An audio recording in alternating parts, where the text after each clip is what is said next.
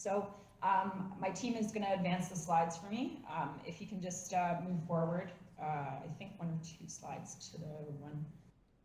So I was going to have Carlos. I'm not sure if Carlos is in the audience today. Carlos, if you're here, he is my co-chair. As I mentioned, as Alan mentioned, I'm actually the co-chair of the Education Committee on a global level, along with Carlos in Madrid. Together, we actually lead some of the best practices, global standards for the education applications of virtual and augmented reality. So Carlos is doing a lot of work inside the space, especially in Europe, and trying to educate the teachers about the technology, and then discovering a lot of the barriers that they have there.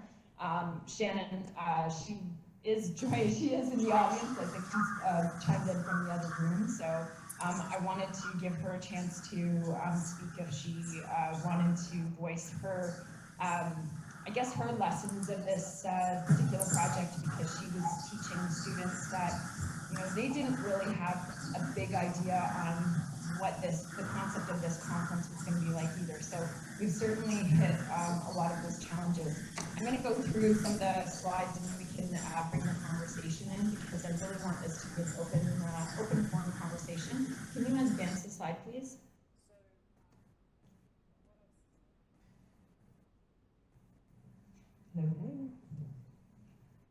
There we go. Okay, so just a little bit about the traditional classroom. Everybody knows this, it's been talked about before, but the traditional classroom, obviously the curriculum is presented as a whole on the basic skills. Everybody knows the challenges of that the lessons rely on textbooks and 2D printed papers and applications, chalkboards, whiteboards.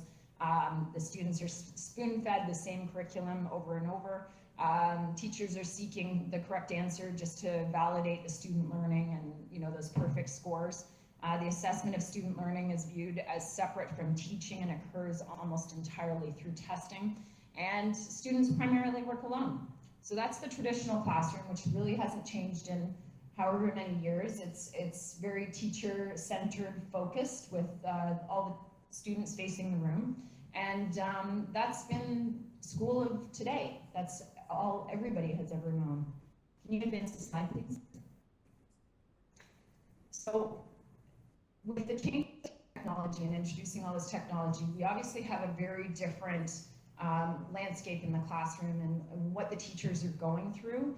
I found this top 8 challenges in the classroom that was according to teachers, and I think everybody can probably relate to the teachers that they know. The lack of teamwork and empathy and support between the students is very minimal right now. Teachers working too many roles at the same time. All of a sudden, the history teacher is now the tech teacher, or the science teacher is the tech assist. There's no time to deal with bodily functions. Apparently, they have very limited time on in their schedules to even take care of themselves personally, because they're being pulled in so many different directions.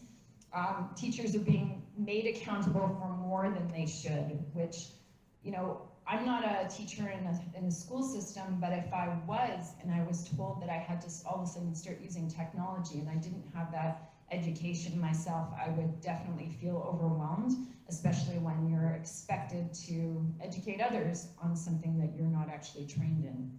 Not having enough time to plan, excessive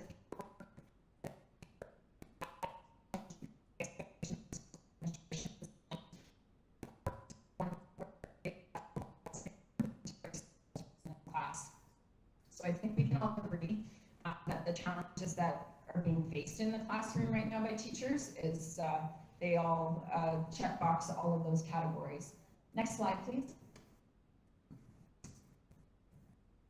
So how can we overcome some of these challenges for teachers, especially when the transformational leadership is faced with the exponential growth and the human adaptability that we're about to face? And this is where, we've heard it several times today through all of our speakers, is how do we use the resources in the classroom to help the teachers build their digital literacy and keep that digital literacy moving at the pace that it is?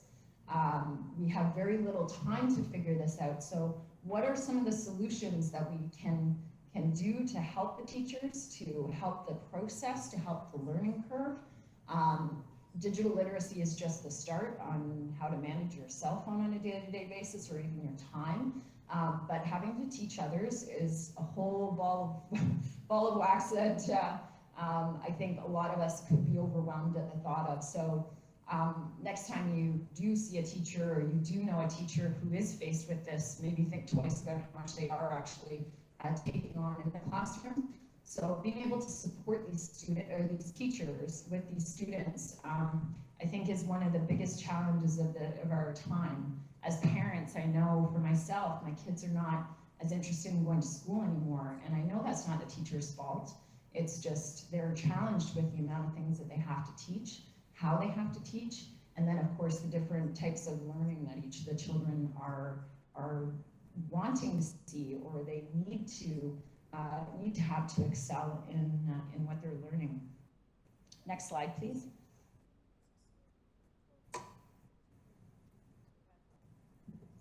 So we have technology that's racing against the exponential growth. So how do we teach the next generation to dream big, become passionate, learn how to use technology? How will this current system support the speed of innovation? How do we maintain that healthy mindset, that's kind of taking part of our natural being? Last night I was at the opening for DigiFest 2019 here in Toronto, and somebody spoke about how technology was not just created by humans. We actually are starting to become natural with it. And I think everybody can agree, and the person gave a very good analogy last night, was, when we leave home and we don't have our device with us, we almost feel naked. At this point in our lives, we've actually attached that device to ourselves and to our being. So being able to detach ourselves from that is almost, and it is nearly impossible at this point. So having that technology in the classrooms and adapting to what we can teach about it and how it can be part of our the functionality of us as humans now needs to be looked at, and very quickly in our education system, to support the growth that we need to adapt to. Next slide, please.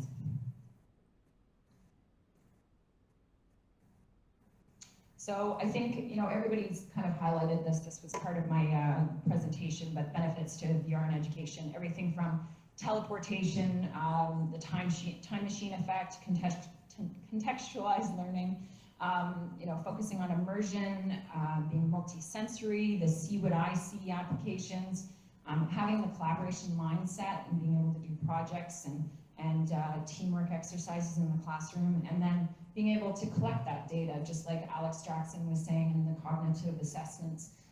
These are all things that this technology can do, and it can help the teachers inside the classroom. So, right off the bat, there are solutions to a lot of these challenges that the teachers are having in the classroom already. Next slide, please.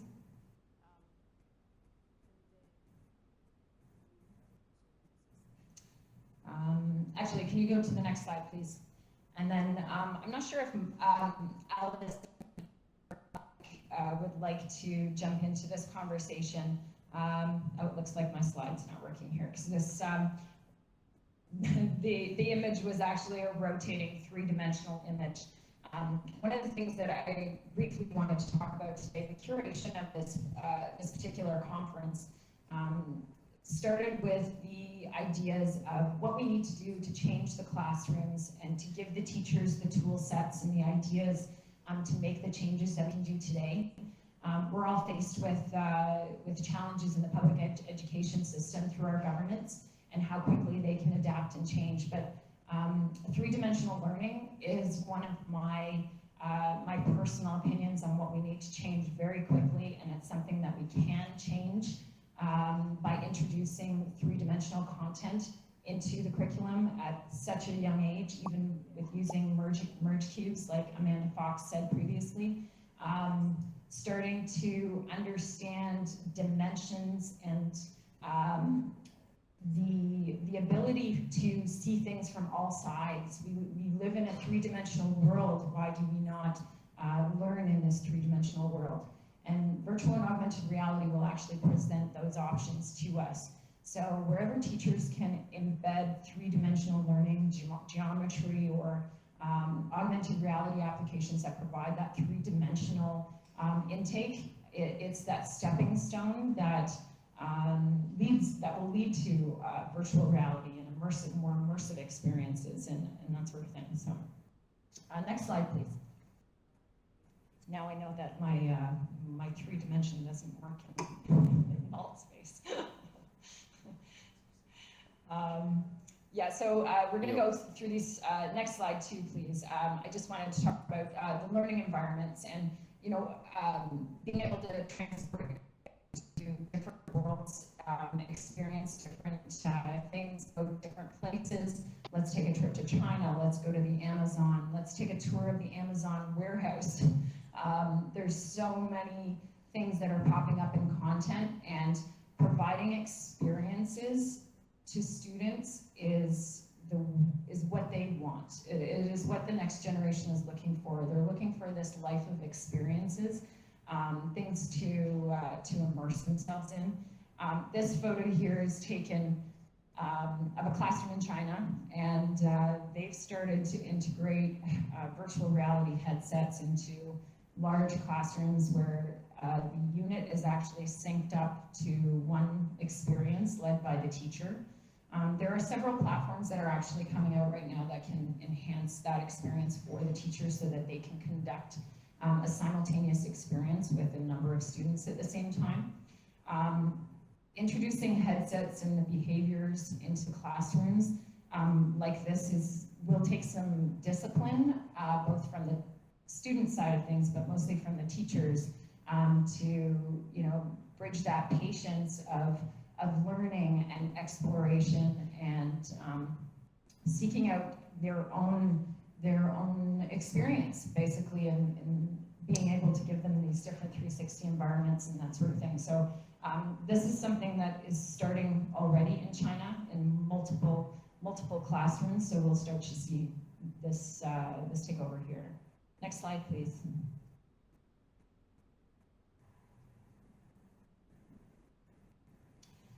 So I just wanted to show, I found a quick little article just on the different classroom setups that, over the years we talked a little bit about the way that the teachers teach, and most of the time the teacher has been at the front of the classroom. The desks have all faced the same way. They've been in rows, and it's interesting because you can tell a lot about a teacher when you see the classroom that they've set up on day one in September when the kids go back to school, whether or not it's teacher focused or it's student focused. And if we're going to introduce a lot more collaboration, we need to start looking at the environments inside the classroom and how the students immediately feel when they walk inside that rectangle classroom, and they're told to sit in a chair with a desk and which way they face. And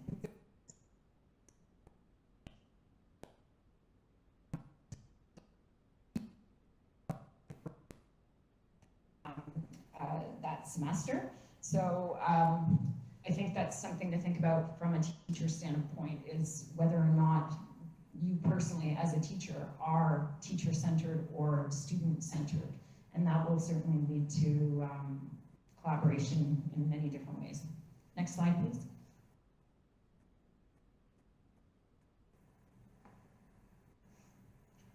So just in summary, the constructivist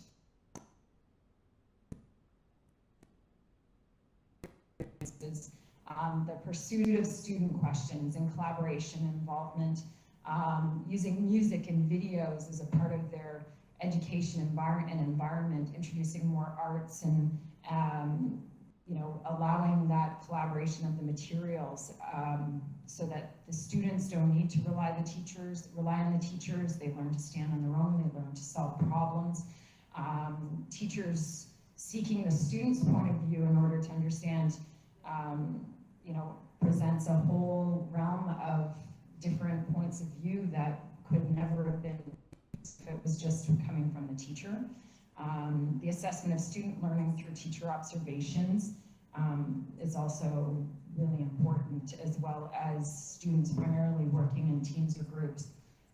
One of the other things is, I think it was Christian Long that said this morning, right now the students in a classroom outnumber the teacher in digital literacy.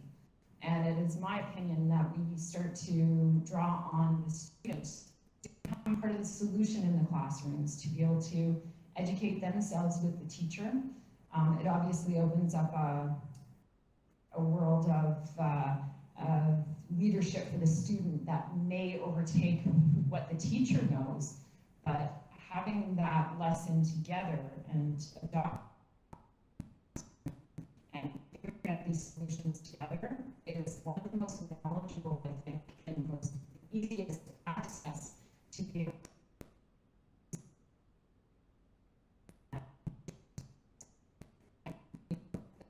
learning better concept for in school with the teacher. It's always been the teacher leads, but we're getting to that point where we really need the input of everybody to kind of move forward, to learn as fast as we can, to be able to adapt to these different technologies. So those are some of the solutions to that constructive classroom. Last slide, I think. I think there's just one more slide.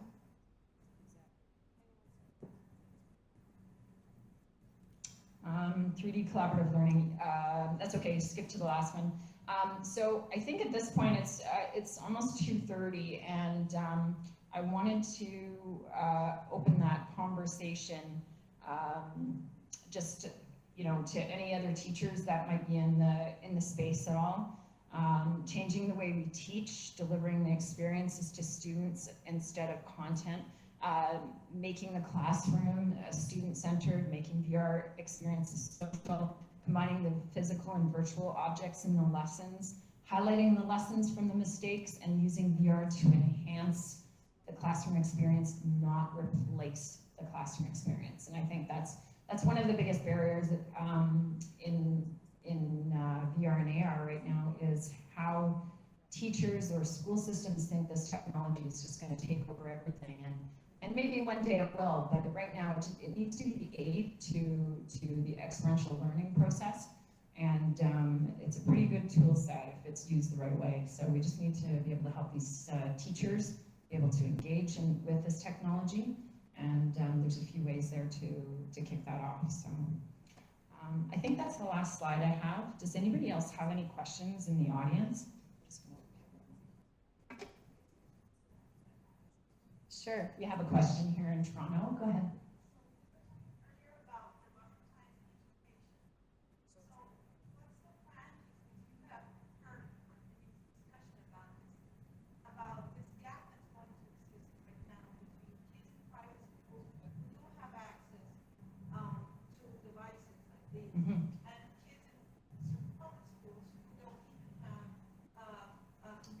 Sure.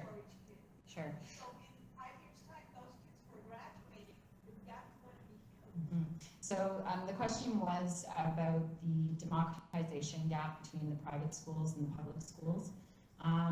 One of the things that we do need to keep in mind at this point, if you don't have a device in your hand right now, you're probably a minority. Everybody, mostly everybody, has a device in their hand, including students. By the end of this year, there'll be over 2.2 billion devices that will be AR enabled. And I feel like the students there's a two-step process here. First of all, the school systems should utilize those devices, because everybody does have a device in their hands.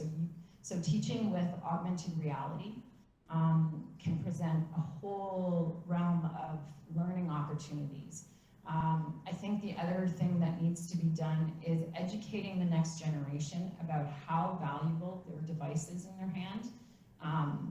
I'm on Instagram and Snapchat, Facebook, just like my kids are, but there's so much more to the device in their hands, and there's augmented reality applications that can help them with their science homework, that can help them visualize math better, that can help them with French, that can help them with projects. And I think it comes back to the teachers being able to provide those resources to the students, so to give them the ability to self-learn. And because of the exponential growth that we're about to face, we need to teach everybody that, and just like yourself, you're all here, you're in a mode of self-learning, and kids need to self-learn every day. And that school bell from 9 till 3 p.m. shouldn't really exist, because at 3:15 they should be going, what should I learn next? And for eons, kids, I remember even myself, as soon as that bell rang, school was over, learning was done for the day, that was it. But we need to change that so that we can engage with ourselves on, using these devices to enhance that learning. So, the democratization between the private and the public sector, sure, they may have access to more digital devices. I feel like the government's going to have to participate and, throw some money into the economy of education and the market of globalizing education.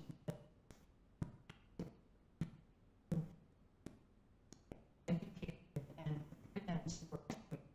do the future of work that we don't know yet.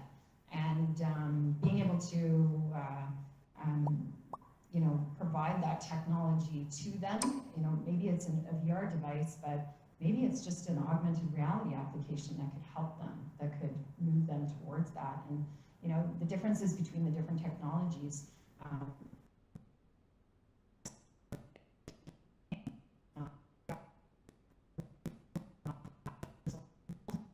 Massive educational acts that are starting to happen, and using that gamification, to learn more, and to grab those rewards, and that leads to more and more. And I think that the devices will lead us to, lead the students into that learning, the learning curve.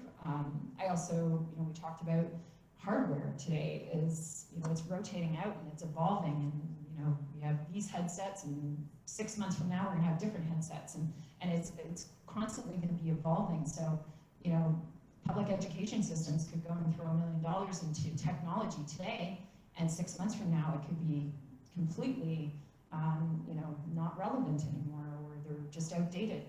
So it's that's why the devices in our hands will be, the most quickly adopted, especially by the generation they all have them in their hands already. So, anybody else in the crowd that wishes to ask a question? There were actually a couple questions we had off of the Twitch stream.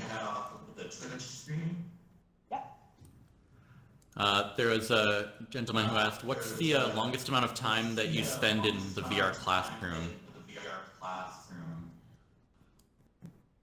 Yeah, so I guess that's a big question that people start to ask me, being the co-chair of the education committee is, how do you put your kids in headsets? How long can they be in there for? And honestly, they haven't done an immense amount of research yet, because there just hasn't been enough time. There hasn't been long enough time to study in that. And personally, I don't think that headsets should go on any kids younger than 10 years old. Their heads just aren't big enough, and the eye sockets are not built for the headsets today. I've always said, just short periods of time to be able to see what they see and come out, and then let's talk about it. So, I'm not a doctor, and I would never say that, VR is bad for you or good for you, but it certainly we haven't seen any cases yet where it has damaged that, the engagement in children. So I think it's all about bits and pieces and, tastes of education in there. And as they get older, they can go on longer and longer. Just recently there was somebody in the United States, he was in VR for a week and a half straight, I think, something. Yeah, there's a bunch of people who are trying to test this, and honestly, until we have the studies that we can document this, there really isn't any proof that it ruins your eyesight or damages the brain completely.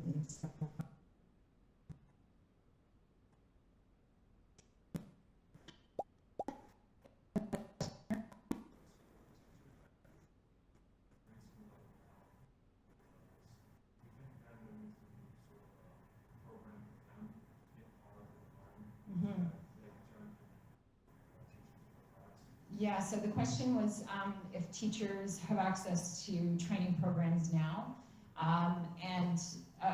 Yes, by all means they do, but I don't think at this level.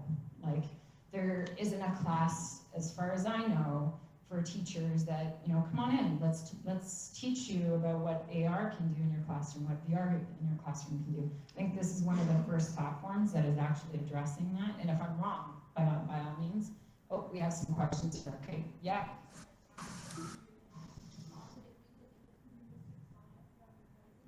And we do have some courses now. Okay. And they're very recent in the last year. Some technology courses that do have modules of AR and VR, coupled with fall off. And we also have a new upcoming course on these technologies. And then these are for teacher candidates, Right. not for really practicing teachers in the classroom. So there's professors here from University of Toronto, and just mentioning that there are some courses that they have engaged with the student or with the teachers, but they just rolled out. So we're in very, very early stages of having those resources available.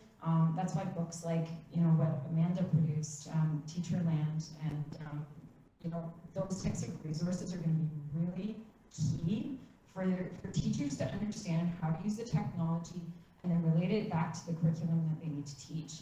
And it even comes down to, you know, how do they react to students who have emotional reactions to seeing something in virtual reality? We've never even, you know, never even thought about that. And in one of our education meetings, we had somebody join us from the United States who had done a pilot project and gave a student who, you know, it was a little boy, he was about 11 years old, and he saw something and he started to cry because of that experience. And that teacher needs to be prepared to deal with that emotional engagement from students if they feel something that they're seeing for the first time in virtual reality. And that's something that's, you know, we've never had a kid cry over a textbook before. And maybe they have because they've had to read it, but not because they've been so immersed and emotionally taken over it. And I think, you know, that's a whole different level of where the trainers and teachers need to be ready to engage with, you know, their students on a very, very different level than ever before. So as for solutions for the teachers and resources, I think it's all about self-learning, and that to, you know, how do we keep up with this innovation, you know, the level of technology, innovation, growth. And it's self-learning. It's how do we learn constantly, and we need to teach that next generation to continue learning, to use the devices in their hand, to ask Google when they have a question, if they, you know, if nobody's around. And, you know, the teachers need to understand what the effects of this technology can do to the kids in their classroom and how it's going to bounce off of the curriculum and content that they're expected to teach.